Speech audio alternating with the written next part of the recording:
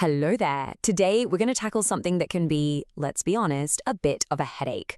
The world of UK qualifications. It can feel like a complete maze of different letters and numbers. But I promise you, by the end of this, you'll have a really clear map to navigate it all. So, let's get started. Does this look familiar? It's a bit of an alphabet soup, isn't it? It's enough to make anyone's head spin. But whether you're a student trying to figure out your next steps, a parent trying to help, or maybe you're an employer looking at CVs, getting your head around this is absolutely essential. And that's exactly what we're going to do. We're going to pull this whole system apart, piece by piece, level by level, and you'll start to see how it all connects, creating these clear pathways for learning. But before we start climbing that ladder, we need to crack the code. We have to understand the single most important idea that the entire framework is built on. Right. Let's be crystal clear on this because it's crucial.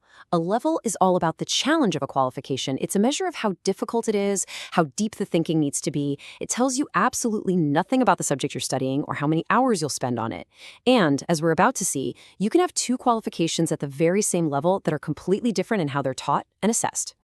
Right then, let's begin our climb at the very foundation. For most people, levels 2 and 3 are the real start of their journey after secondary school. This is the bedrock that everything else is built upon.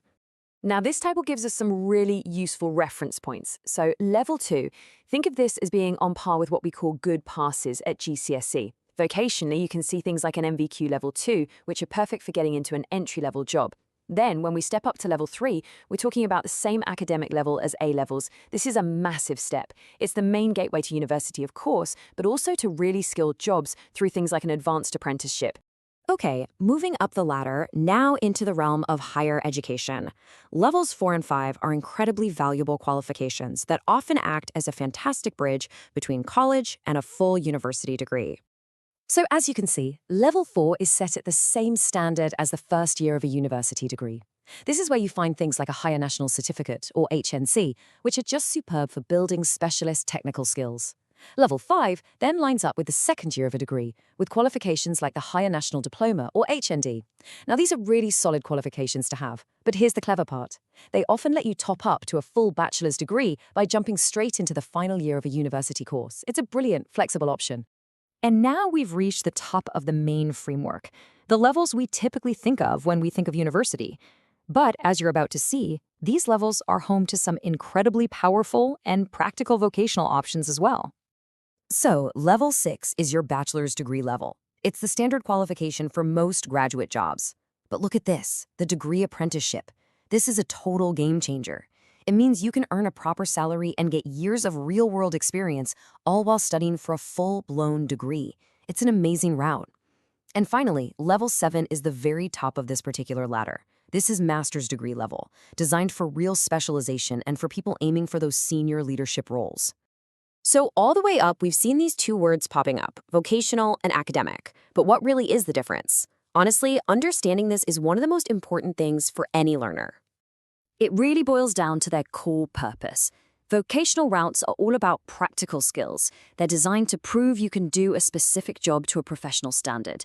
That's why you're often assessed on a portfolio of your work. Academic routes, on the other hand, are focused on theory, on research, on critical thinking.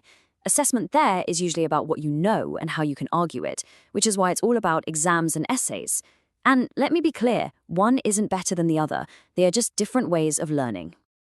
And this is a point I really want to drive home. You are not locking yourself into one path for the rest of your life by making a choice now. Not at all. The UK system is wonderfully flexible. You could do a vocational level 3, go into a job for a few years, and then use that practical experience to get into the second year of a university degree. The pathways between them are more like a network than a set of railway tracks. So now that we have the map, how do you actually use it to plan your own route? How do you figure out which level is the right one for your own ambitions? Well, the best way to do it is to start with the end in mind. Think about your goal. If you're just looking to get your foot in the door of a new industry, level 2 or 3 is the perfect place to start. If you want to move up, maybe into a manager's role, then you should be aiming for level 4 or 5. For those graduate jobs, level 6 is the benchmark. And for those aiming for the very top, strategic leadership, then level 7 is your target. It's a really clear progression that's tied directly to your career. So if you remember just one thing from all of this, let it be this simple idea. It is the master key to decoding the entire system. The level tells you how hard it is. The qualification type tells you what it feels like to study it. It's as simple as that. So, that qualification maze that seemed so confusing at the start, hopefully it now looks a lot less like a maze and a lot more like a map with clear signposts. You understand the levels, you understand the different styles of learning, and you know how to match them to your own goals. The only question left is the most exciting one of all. Where will your journey begin?